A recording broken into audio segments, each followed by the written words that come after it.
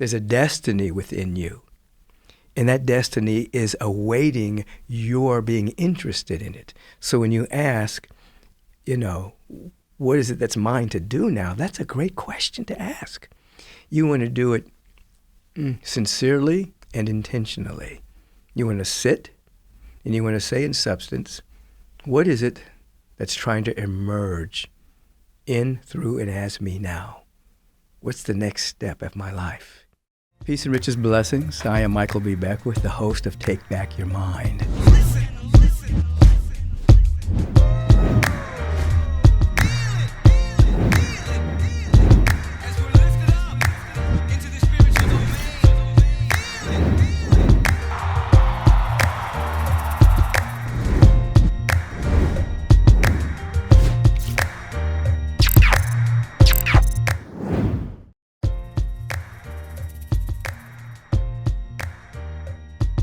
Peace and riches blessings to all of you. And when I say riches blessings, a blessing is a conferring of more life. It's a conferring of life to emerge through us. So we're always being blessed by life itself. The question is, are we receptive to the blessings that are all around us? You've heard me say over the years that we want our mind to be inundated with possibility consciousness. And where there is possibility consciousness in the mind, then we're able to see opportunities that are all around us as well. Today, we're going to have a special solo show, primarily because you have sent in so many life questions of the week that they're kind of piling up. So I thought I'd just dedicate one show in which we get to as many as we can during this particular show. If you do have questions, you can email me at podcast@michaelbeckwith.com. Say your first name, where you are from, and like we're doing today, we'll get to your question as soon as we possibly can. So that's what today's show is. I'm going to take these questions that are right here and begin to go through them, and we'll answer as many as we can within the time that we do have. Now, we do know that time is a mental construct. It's not an absolute. Doesn't really exist when there's expansive awareness. But for the sake of the podcast, we don't want to go forever. So we'll begin right now. This question comes from Nicole. She's hailing from Portland, Oregon. She says, I'm in my mid-50s, so she's very young. For the past 15 years, my focus has been on raising 2 children as a single mother. Although life has been hard, I know I've been guided and protected along the way. And my children are doing well. Both are in college and are looking forward to bright futures. However, I'm finding it hard to figure out what to do with my life now that the main responsibility of parenting is over. The identity I've carried as sole parent, trotting a hard road to keep my finances in order, my children on the right track, is difficult to let go of, and I'm somewhat depressed. How can I summon up feelings of enthusiasm and optimism about the next chapter of my life? It's a very beautiful question. First of all, you said something along the lines of feeling a little bit of depression. When we consider depression, and it seems to be kind of popular now in terms of people experiencing depression, in our time in our human history, depression means a lack of expression. So it means that your role has been wearing the hood of motherhood. You've been wearing that hood, and you've done a great job at it. You've developed the necessary finances to take care of your children. You have a level of protection to keep them safe. As you say, they're in college and they have a vision of a bright future. So you've done well. So in terms of coming from depression to expression, you have to, one, celebrate where your children are. You want to celebrate that dynamic, that they're doing well. And as you begin to celebrate that they're doing well, you're going to move from role to soul. Now, your role has been wearing the hood of mother, and you've done that fantastically. So you're going to go from role mate to soul mate, meaning there's something about you that wants to emerge. You're not done yet with your life. That was one role. And, I have children and grandchildren. So that particular hood that I wear, fatherhood, grandfatherhood, it doesn't go away. It's still there. I still parent my adult children, not as I did when they were 10 or teenagers or, but still that frequency is still there when they come by, when they ask me questions, when they just lean into my consciousness. It's still there, even though they're adults. So you never lose that. But now, the universal presence that has revealed itself as your life, it wants to do more. There's a gift within you. There's a power within you. There's a destiny within you. And that destiny is awaiting your being interested in it. So when you ask, what is it that's mine to do now? That's a great question to ask. You want to do it sincerely and intentionally. You want to sit and you want to say in substance, what is it that's trying to emerge in, through, and as me now?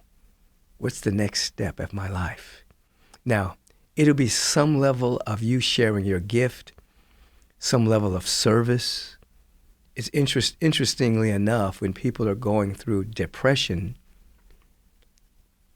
exercise and service help pull people out of it.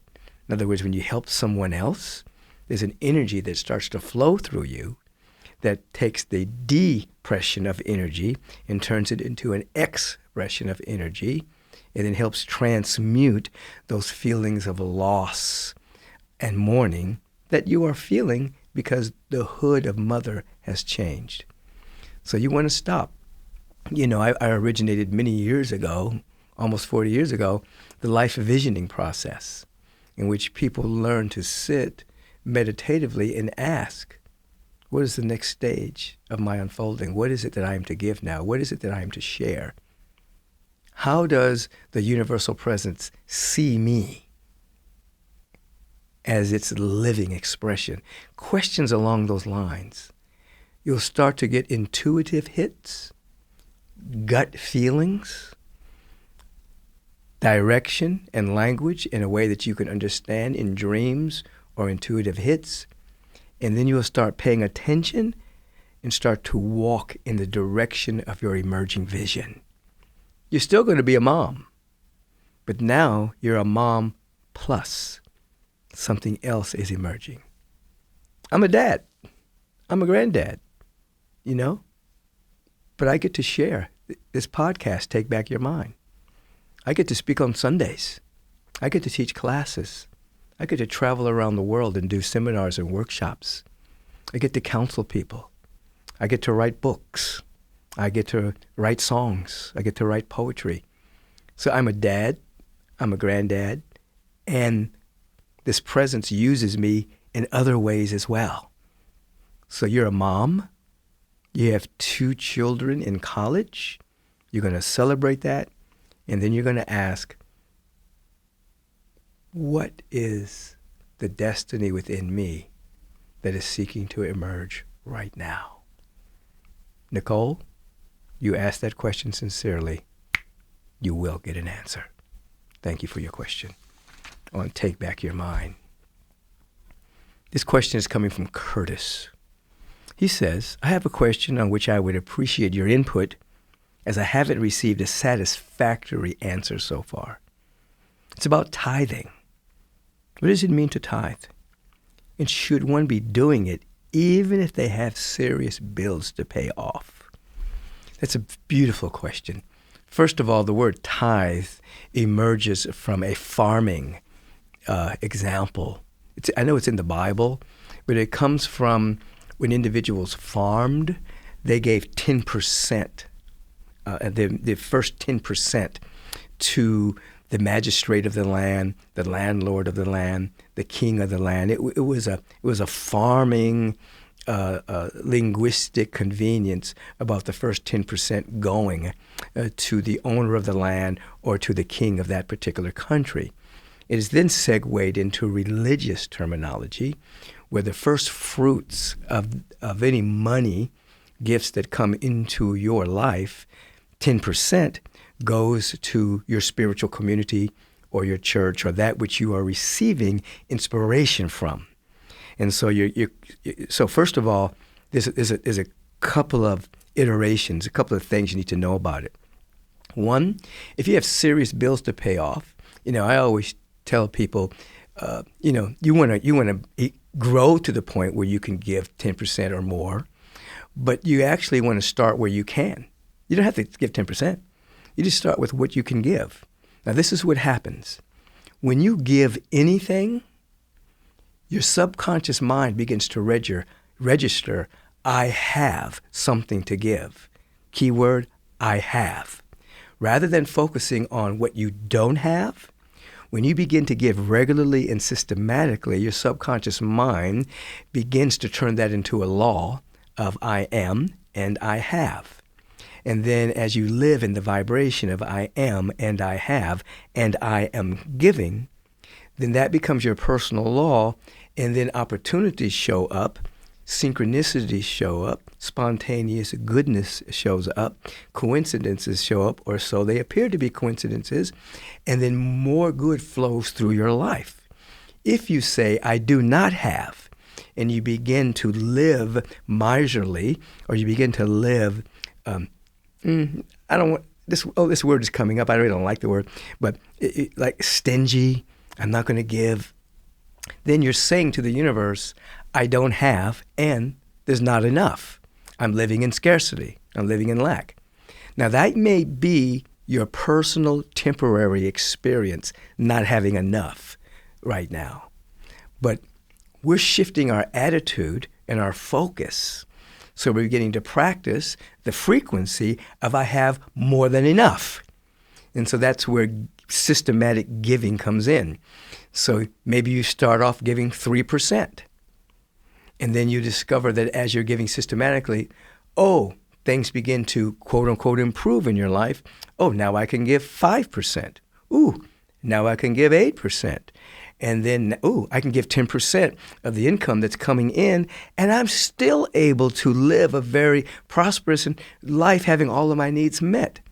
I remember the story of an individual who was a contractor. He was a construction individual. He was a contractor. He owned his own construction business, and he made a vow to the presence of God. This is him talking. And he vowed that if God blessed him, which God is always blessing us, he would consistently give 10% to the spiritual community that he belonged to, to help them build the building, help them take care of their youth program, et cetera, et cetera. And he began to do that. By the end of his career, he was giving away 90 and keeping 10 because he was making so much money that it felt foolish for him to, today they call it stacking up Benjamins. He felt so foolish just stacking up a bunch of money in the bank that he would never be able to circulate in his lifetime. So at the end of his life, while he was still unretired, he was giving away 90% of his income to his spiritual community, into choice charities that he felt needed the money in order to make the world a better place.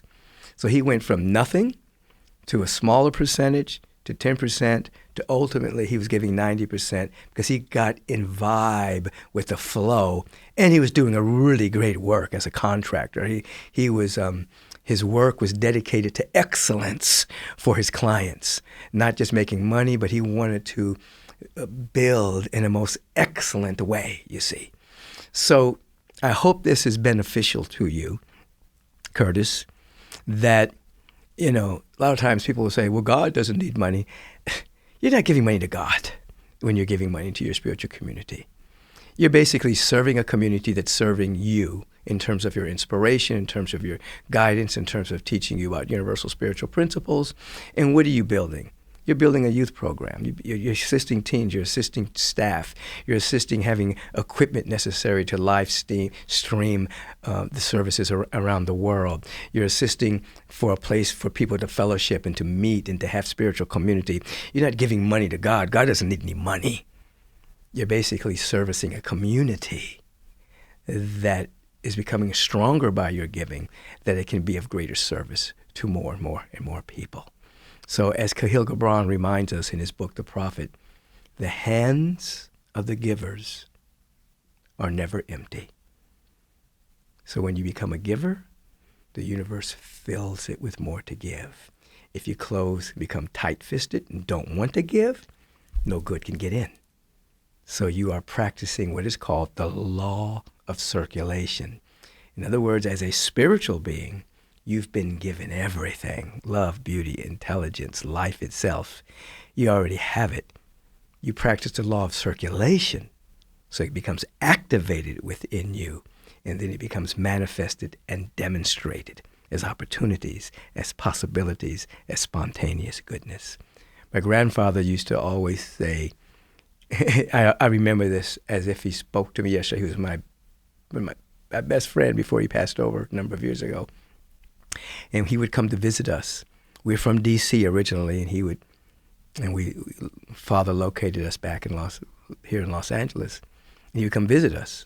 Him and my grandmother, Annabelle. His name was Francis Beckwith Sr. And he would come with a stack of silver dollars that he would give to me and my brothers. But he would always give us a speech first. He'd sit us down. He'd have the silver dollars there. Michael, if the world would be divided into two camps, the givers and the takers, quickly jump to be on the side of the givers. And you'll discover if you do that, the big man upstairs will always take care of you. That's what he would tell us when we were little kids. Of course, the big man is the presence of God, not the guy in the sky, but the presence. And when he made his transition, and he wasn't a wealthy man, we saw, as we got together all of his documents, we saw all of these spiritual communities and charities that he was giving on a regular basis. He worked for the federal government. He didn't have a lot of money, but he gave consistently, traveled around the world. He lived a life, him and his wife, a very prosperous, even though on paper, it didn't look like he was making that much money, according to, millionaire status. But all his needs were met. He was a giver, and he would always say, if the world would be divided into two camps, jump to be on the side of the givers. And you'll discover if you do, the big man upstairs will take care of you. In other words, the sacred law will take care of you if you get on the right side of it. That's dedicated to my grandfather, Francis Beckwith Sr. Francis Bernard Beckwith Sr., of which I have his middle name, Michael Bernard Beckwith. Now, Cassandra from Corvallis, Oregon writes, my beloved husband died suddenly in September of 2022. My condolences to you, Cassandra. We are both 49 years old, healthy, vibrant, enjoyed life and serving others. My question is, how can I best move forward to live a life that is as full as we have had together when presently I feel so brokenhearted at such a deep level?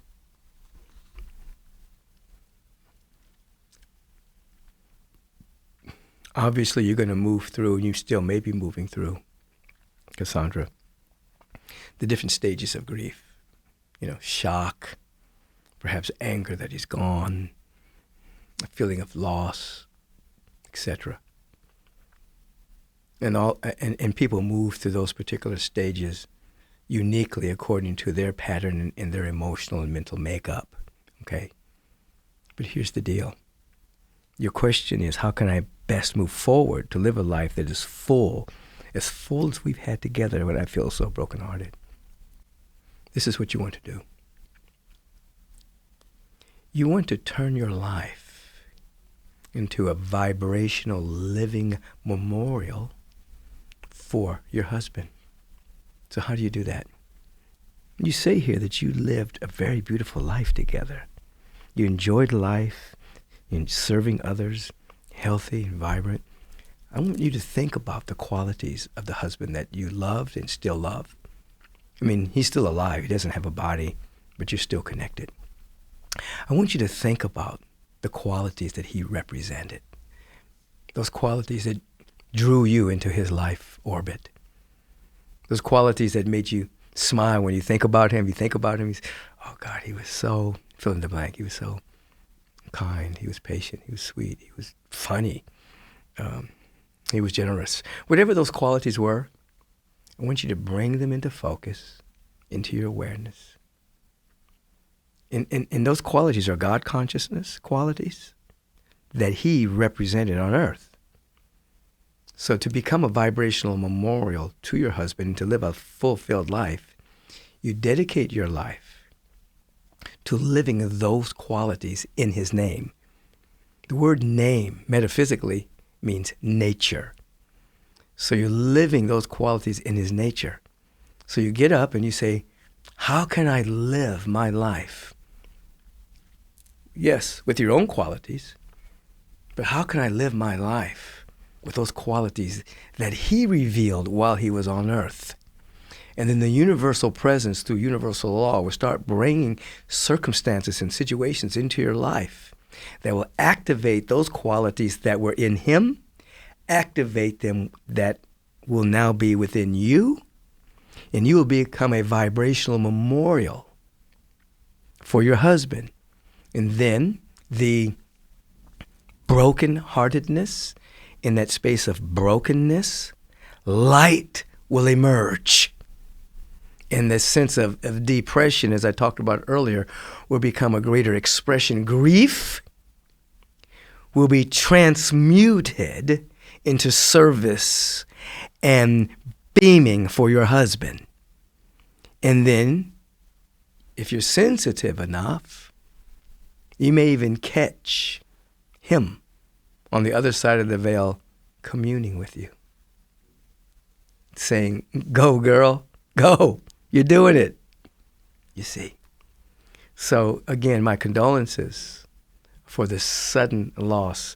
Sudden losses are sometimes more difficult to get over because you were 49 years young. Somewhere in the mind, one is expecting to be together in their 60s, 70s, 80s, maybe and even 90s and into the hundreds. You know, your mind is doing that, and then suddenly at 49, he disappears. Didn't die, but he disappeared from the visual, physical aspect of life. So I understand it's a little difficult to get over. But you take the strategy I've just given you, and you ask how you can be a living vibrational memorial in his name. Some people put up tombstones and all kinds of things on their altar as a memorial, and that's good, it's wonderful. But the best is to be a living memorial for an individual. Take his best qualities and seek to embody them yourself, and then express them in your calling of the soul to be of service. Grief will be transmuted, and you'll have a fulfilled life, a beautiful life, in his name. Even if someone else comes into your life as a love interest, as a friend, you'll still be living, securing the frequency of your husband that went from the visible to the invisible realm. Have a beautiful day.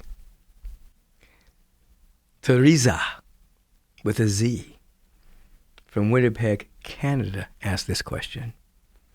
Can you please explain more about the observer effect with regards to shifting low-frequency thoughts, beliefs, and body experiences to high-frequency qualities like joy, peace, confidence, ease, playfulness, etc. Like, what does that mean, and how does that really work? Scientifically, in layman's terms, The observer effect is simply this. Whatever it is that you're observing changes on a subatomic level based on observation.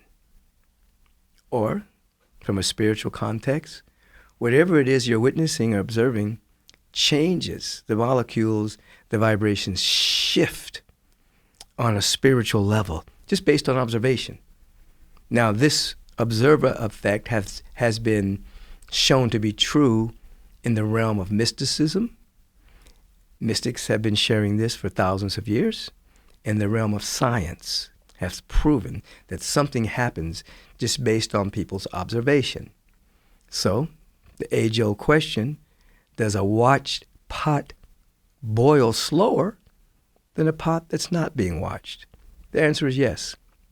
And they've done particular experiments, and somebody's waiting for the water to hurry up and boil, and then they have a pot in there by itself, and they're measuring the temperature and the time that it takes to boil.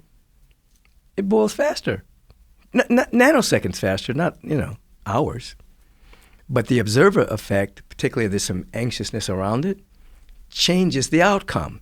So that's the observer effect. So when you are in meditation and introspection, contemplation, and you begin to observe yourself, observing your breath, thinkingness, the thoughts that are moving through your mind, emotional content rising and falling, sensations of the body, without interfering with that phenomena and simply observing it, you're changing all of that at a subatomic level, because all of that is energy. A thought is an energy. A mood is a coagulated energy. An emotion is an energy. The sensation in your body temple is an energy. It's a vibration. When you observe it, it changes it. It begins to requalify it. It begins to transmute it. Do you know what transmute means? It means just simply going from one frequency to another. You take water that is liquid, you heat it up, it's transmuted into gas. Nothing is lost. You put it into a cold condition, it freezes, condenses. Nothing is lost. That's transmutation. Ice, water, gas. Ice, liquid, gas. So you have these thoughts, emotions, feelings, sensations. If you observe them, here it is, here's the thing, with intention. So if you establish an intention to wake up to your glorious nature, wake up to the beauty that's within you, wake up to the intrinsic joy.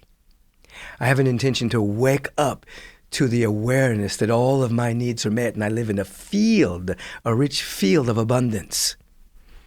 With intention and observation, you're putting the observer effect, for lack of a better word, you're putting the observer effect on steroids. You're superpowering the observer effect so that you're literally transmuting the low frequency thoughts that the way you've described it, you called shifting low frequency thoughts. You're shifting low frequency thought forms that lead to moods and attitudes. They become transmuted to a higher frequency, and you begin to touch the inner feeling of joy and happiness and harmony that's not even based on an external circumstance. Do you know what that's called? That's called freedom. Many people are not free. Their happiness and their joy and their peace is based on an external circumstance being a certain way so that they can be happy. If only those people would act right. If only he or she would do what I want them to do, then I'd be happy. If only, and you fill in your own blank, then I'll have a sense of peace. No, that's not freedom. Freedom is you catching the awareness that there's happiness already here. It has nothing to do with an external circumstance. There's peace already here. Now, of course, we have preferences.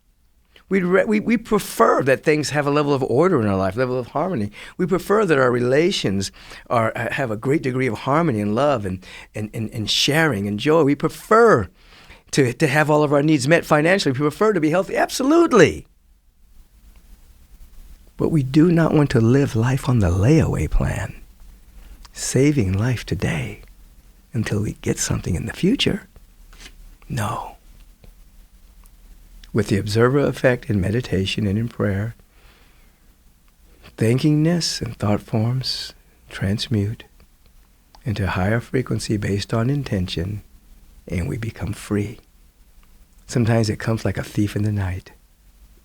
You just feel a sense of freedom.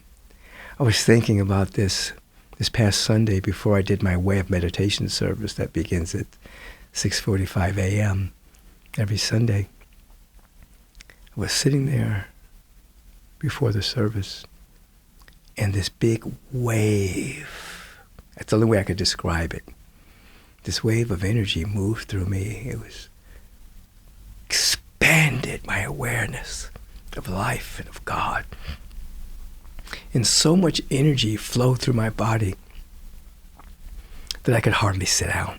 There was just so much flowing. I was caught up in the rapture of my oneness with the presence. And then as I went to speak, as I was observing myself, it just felt like I was floating in an ocean of so much joy and love. And the articulation that came through was magnificent. I could watch myself doing this, and it was me doing it, and it was me watching. I got caught up in total observation and then watching that energy flow through me. Listen, with intention, you start to observe yourself.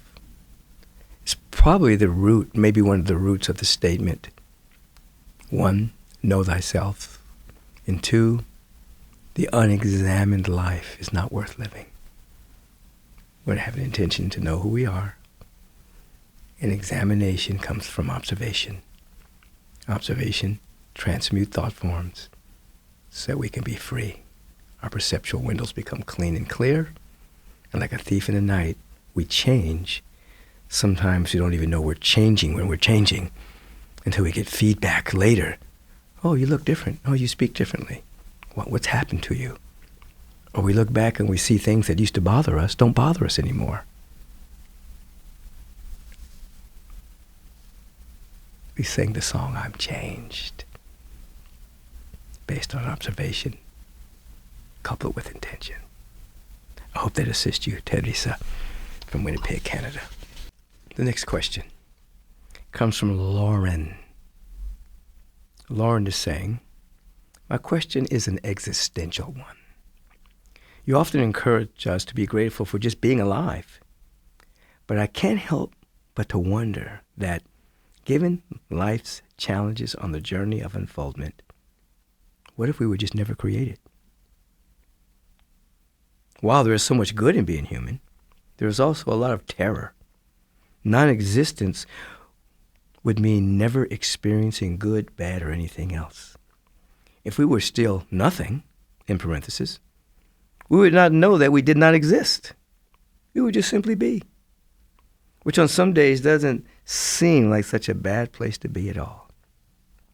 So why is being alive with all of its ups and downs, drama, work, repetition, backstory, overcoming, finances, health, and safety, etc., better than simply not being, having no awareness? I don't mean being dead, but simply not existing at all. Can you provide some insight? You're correct. This is an existential question. So, first of all, you need to come to an understanding. You chose to be in existence. You chose to have a human incarnation. Now, there's never been a moment where you were not alive. Never. Because we use the word created. It comes out of a biblical text, created in the image and likeness of God. That's a euphemism. That is a linguistic convenience. You weren't ever created. You emerged. just like a wave appears to be created by the ocean, but the wave emerges from the ocean. That wave always existed. It was always unified with the ocean. You have always been. You're an individual, meaning undivided expression from the oceanic consciousness of unity and all good that is everywhere. So to wonder about non-existing is like kind of like wishful thinking, because it can never happen. You know, there's a boat outside the Golden State Bridge where people that survive suicide attempts, they go out and get them. And there was a book about the survivors, of which there are many. And they all said the same thing as they were falling and tumbling down to the water. This is a bad idea. It wasn't that bad. You know, and obviously they survived. These are people, you know, and many people who've had near-death experiences, I call them near-life experiences, either through an accident, shock, or trying to take their own lives, and they survive, came back with, first of all, there's no death. Death does not exist. You continue to still exist outside the realm of your brain and your body. Your brain doesn't give you life. You see, your brain is an instrument of life. So you cannot not be. You'll always be. Now, in this dimension, which you're calling the challenges of this life, the ups and downs of this life, you know, you see the ups and downs, whether it's overcoming finances, health, safety, etc. You knew, first of all, as I said earlier, you knew you were going to be here. You knew you were going to go through challenges. Now, what are challenges? Challenges are that which activate the potential that is within us. That sometimes without challenges, we wouldn't sometimes not grow. We would not expand our awareness of our isness with life. It's like if you take a plant that's been in a hothouse or a greenhouse, and you take the same species of the plant, and it began to, and it was planted outside where there was change of weather, hot, cold. The weather wasn't moderated like it was in a hothouse. The plants outside are more hardier and sturdier and stronger than the ones growing in the greenhouse because of the challenge, the vicissitudes, the ups and downs of the weather.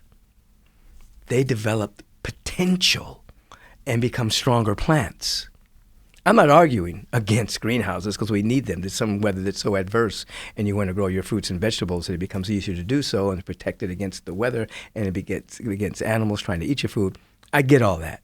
I'm just using this as an analogy.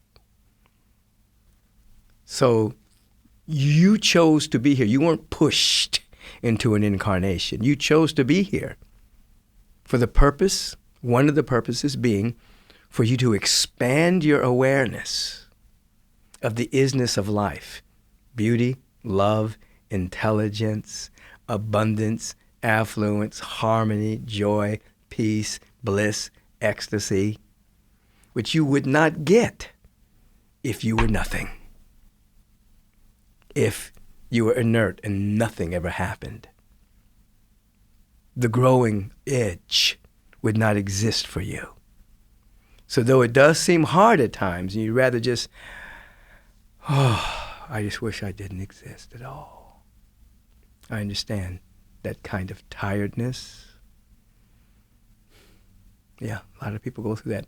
And in particular, the last couple of years, for many people, because of the lockdown and things of that particular nature and the fomenting of fear by our media and things like that, a lot of people just felt like life is hard. I just want to get out of it, you see. So I understand. I have a lot of compassion, a lot of embracing of people that went through hard times as all of this human experience was happening, yet and still, with all that is going on.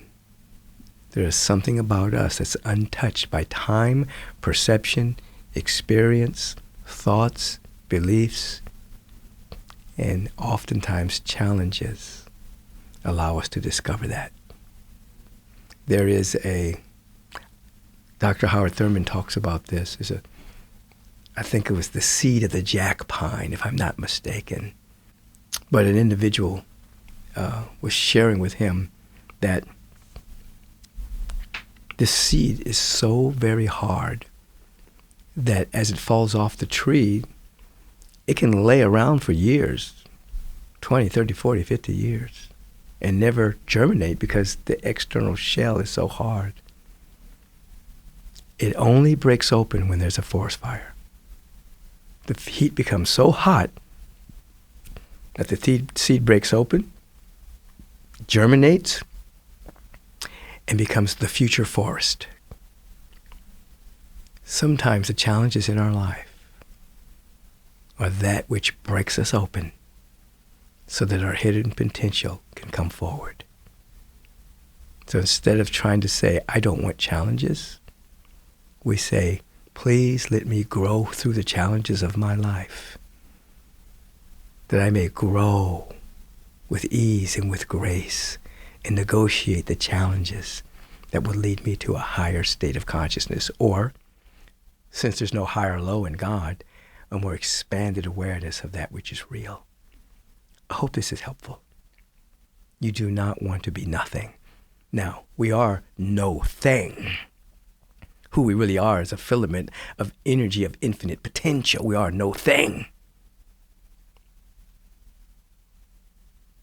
But we want this no thing to be in a condition of spiritual optimism and peace so that it grows.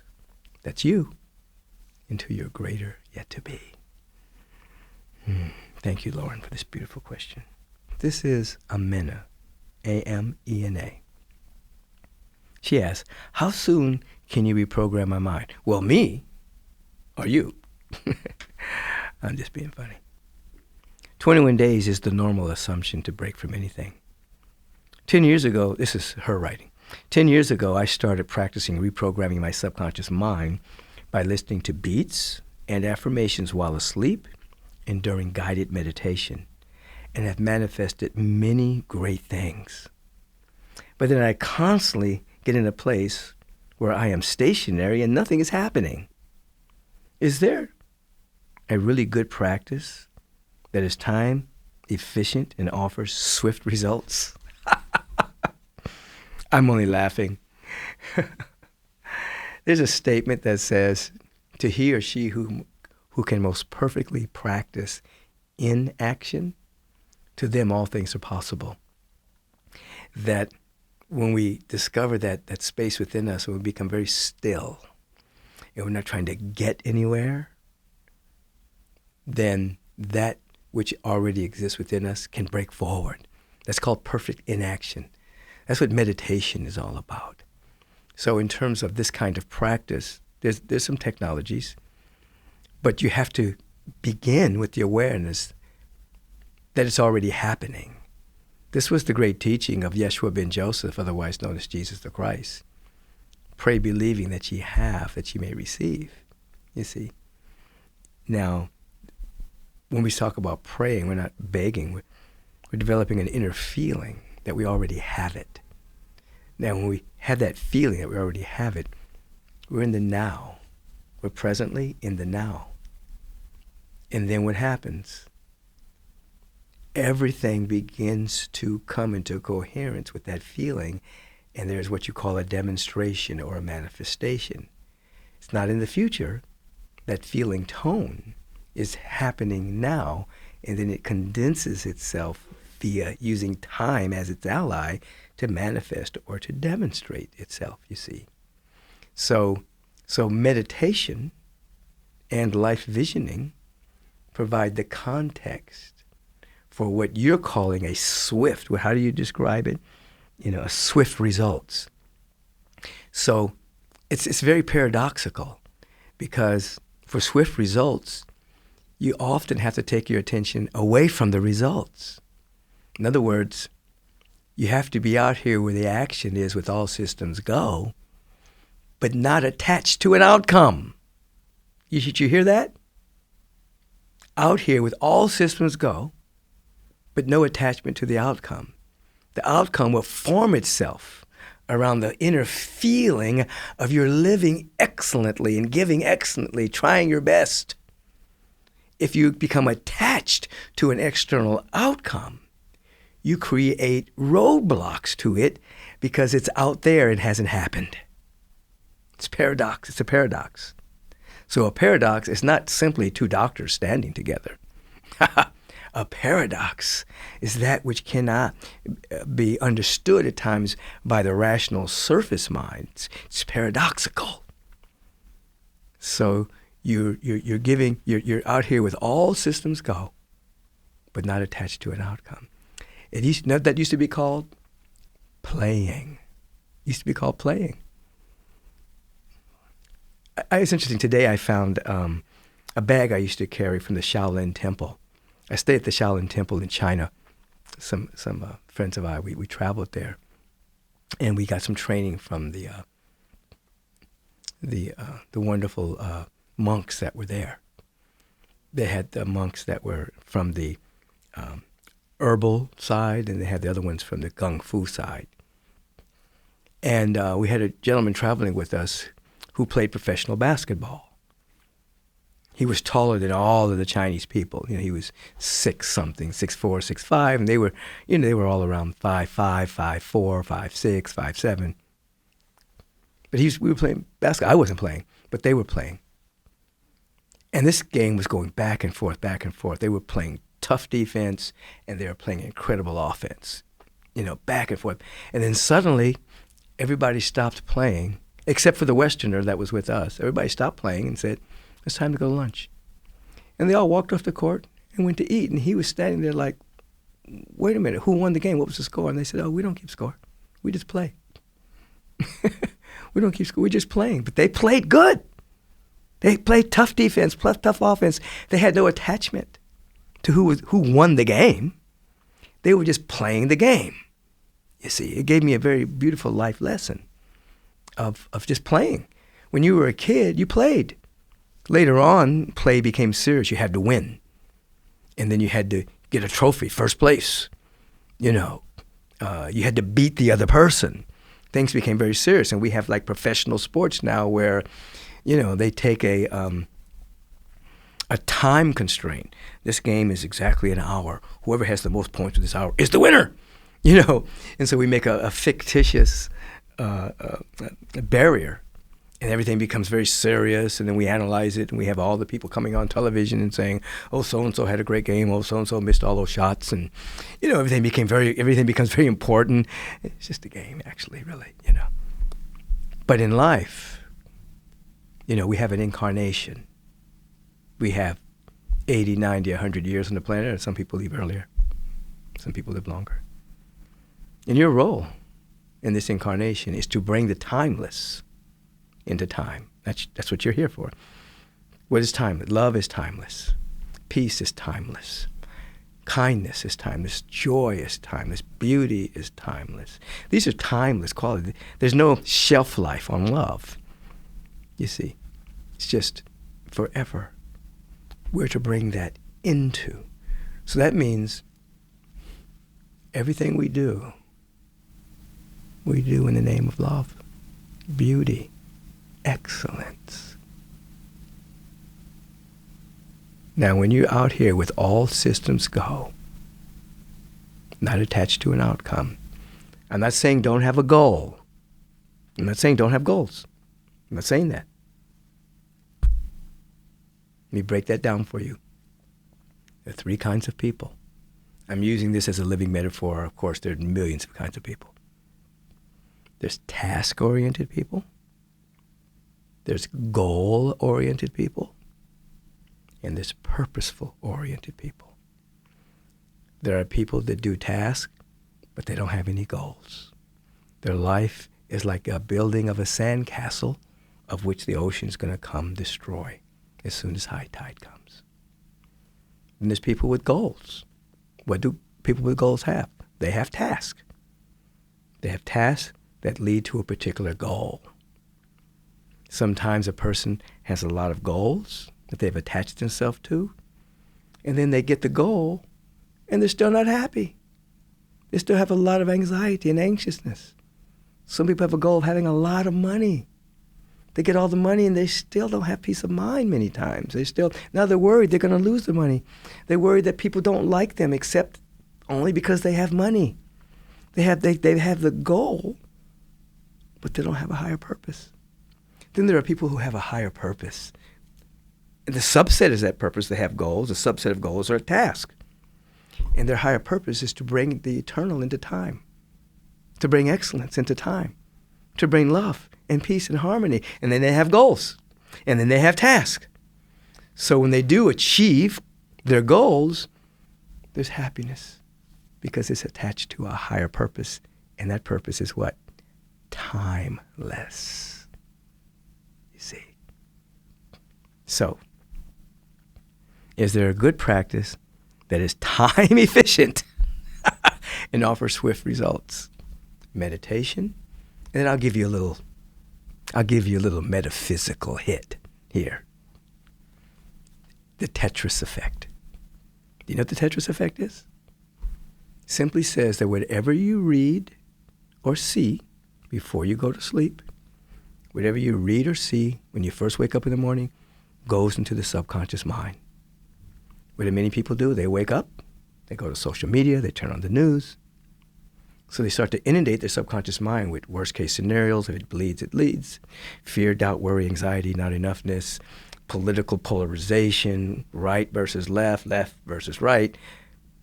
Or they go to sleep worried or mad at somebody. Oh, that somebody cut me off when I was driving. Oh, they shouldn't have talked to me like that. Oh, they're gossiping about me. And, so they're inundating their mind. If you write down a simple statement, Amina, I, Amina, am living a happy life. I, Amina, whoever's listening to this, put your own name in there. Realize I have all of my needs met.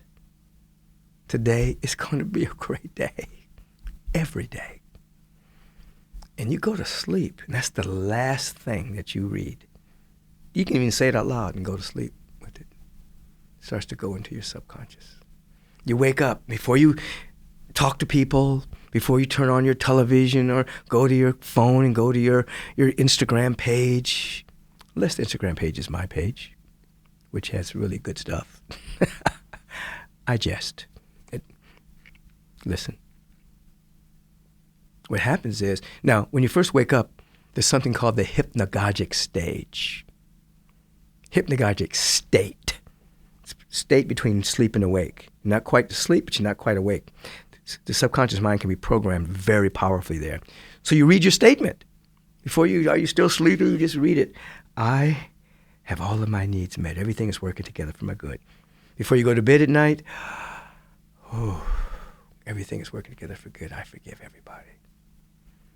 Now you're programming the subconscious mind. And what's happening? You forget about it. No attachment to an outcome. You just live your life. The subconscious mind takes those thoughts and starts to create the conditions for those thoughts to come forward. Your needs are met. You're happy. You're healthy. You're guided. You're safe. You're protected. Now that's the little metaphysical. You want a little practice? Do that for 21 days and watch what happens. Do that for 40 days. Do it for the rest of your life. Maybe even changing the statements. You'll be programming your subconscious mind. Add that to everything else I just said. And watch as out of no thing, your life clothes the inner feeling of your connection.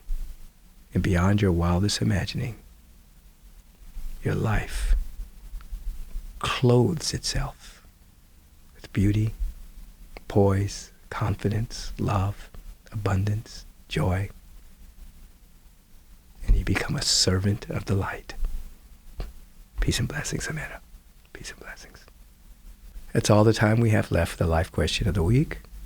If you want to participate in this part of the show, just email podcast@michaelbeckwith.com, and we'll eventually get to your question. Have a bright day.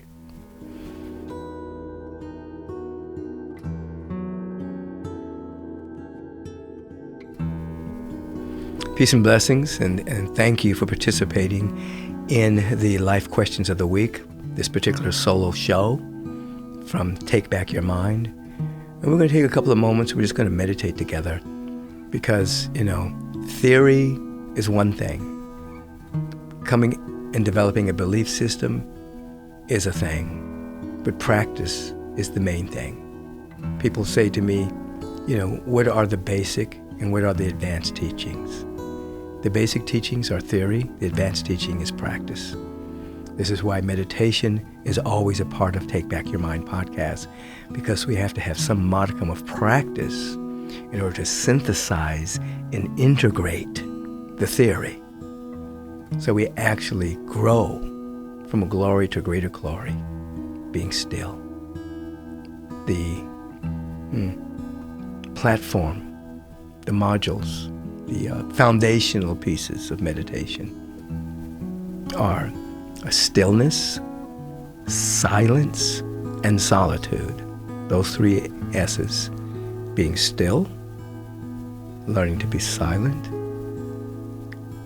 and solitude. It's turn within. I invite you to let it be okay for you to just be still for a few moments without moving. A deep sense of quietude. You may have heard the statement from that which is called the Bible. Be still and know that I am God in the midst of you. Become still.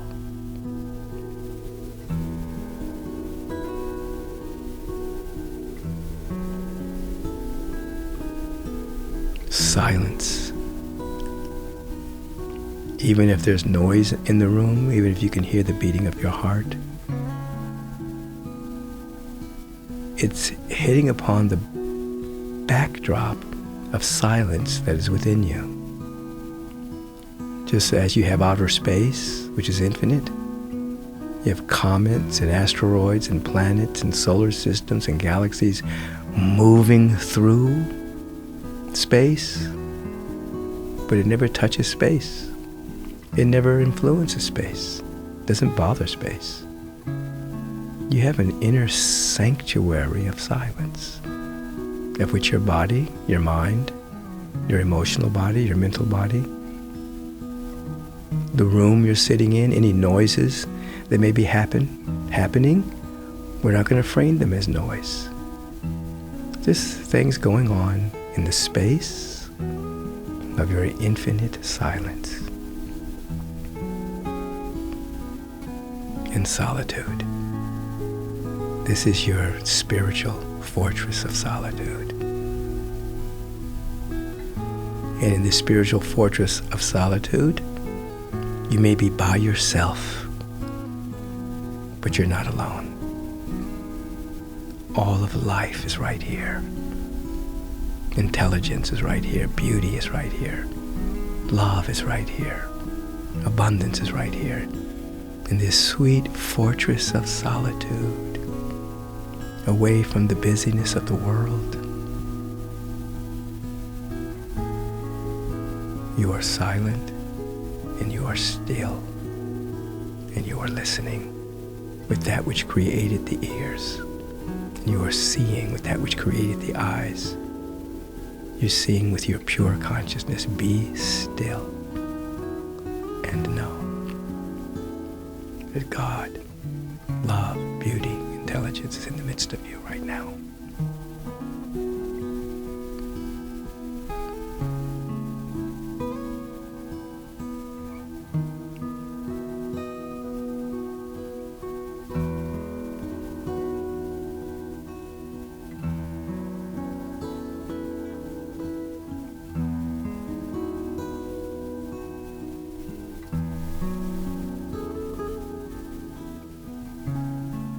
And from this awareness of stillness and silence and solitude, we become great givers.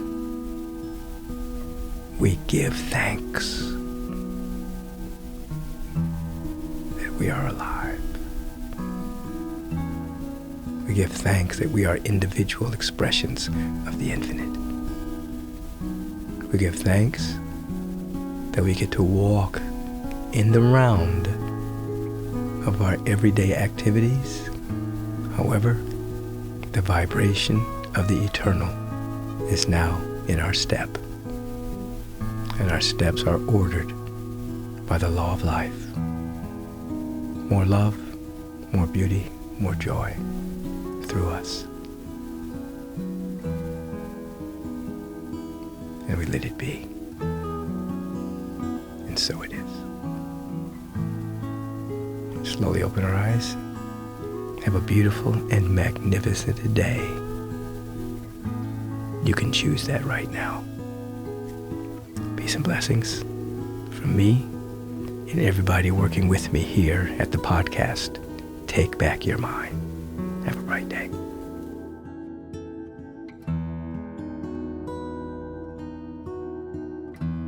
As always, presently, we have two sponsors to Take Back Your Mind podcast. One is AdaptoZen. The sponsor is Neutralize. AdaptoZen is an aspect of Neutralize. We have superfood greens, and we have the vitamin D3, K2. The immune system is very important, and the energy circuits of your body are very important to be able to carry more cosmic energy. So you want to have your spiritual practice that keeps you in homeostasis, not acidic, but your pH balance is wonderful. And then you want to have right supplementation to assist in that process. Go to Neutralize.com, tap on AdaptoZen, and get your bundle. The other sponsor is always the Agape International Spiritual Center, now going into its 37th year. Go to agapelive.com. There you'll find a plethora of ways to tap into the community. You can tap into it every Sunday for our Way of Meditation service. Our second service of the day is at 8:30 a.m. for meditation, 9 o'clock a.m. for the Worship Celebration Fellowship service. The third service, of course, is 11 a.m. meditation, 11:30 fellowship service. Go to the website, agapelive.com. There are daily meditations, daily prayer times. So much is happening in this community. Those are our two sponsors that we give thanks for. Have a bright day. Your time is very valuable, so I want to thank you for lending us your ear and participating in taking back your mind. If you want to submit a question for the question of the week, please submit it to podcast@michaelbeckwith.com. If you've enjoyed what you've heard today, please submit a review and let us know your thoughts. Stay on top of current episodes by subscribing to the podcast so that you'll receive alerts and not miss one single episode. And feel free to share this podcast with all of your friends and family. And until we meet again, take back your mind, and you will take back your life. Peace and blessings.